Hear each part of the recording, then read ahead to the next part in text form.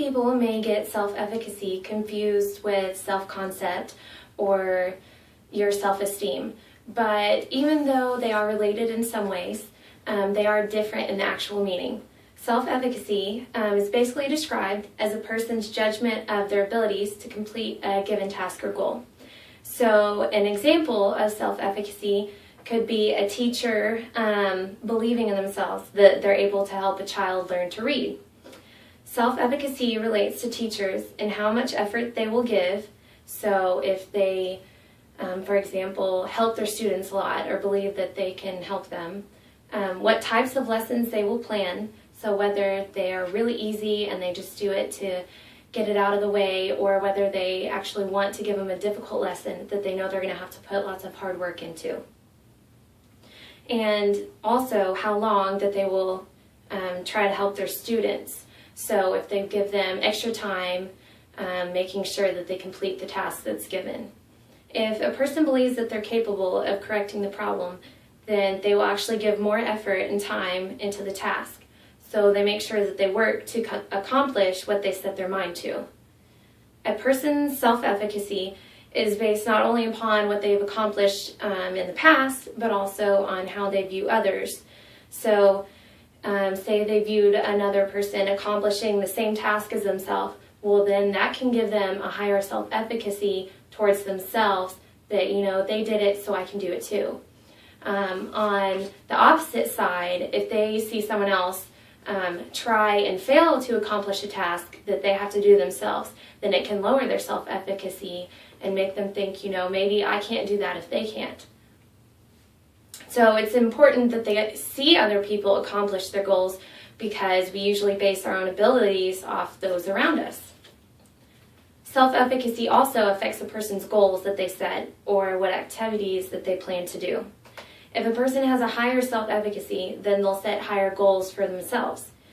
If they come up against barriers, then they're more likely to keep trying if they have a high self-efficacy. It has actually been shown that people who have high efficacy usually learn and accomplish more than those with lower self-efficacy, even if the people have the same exact abilities as each other. People tend to think that they will achieve a goal if they've accomplished one similar or the same goal in the past.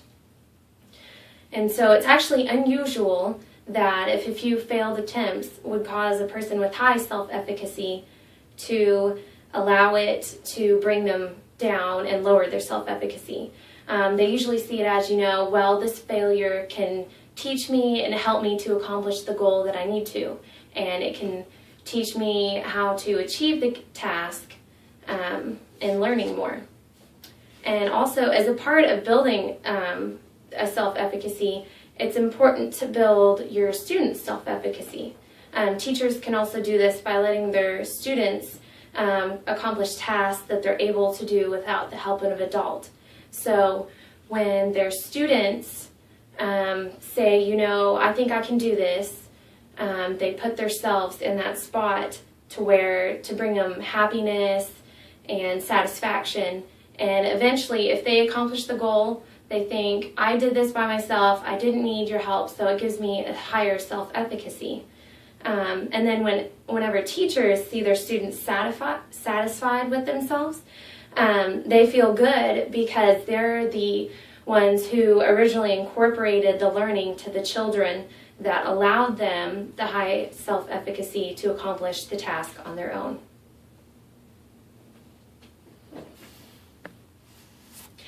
An example of a teacher giving someone a high sense of self-efficacy while also helping the teacher's own self-efficacy would be whenever I was 8 years old. I was in a gymnastics class, and it was just the intermediate class, and we had been working on our back bends. So I had gotten my back bend down, but the rest of the class could do a kickover from the back bend, but it was the one thing that I had so much trouble with, and I would get halfway there, but then I just couldn't make it all the way over.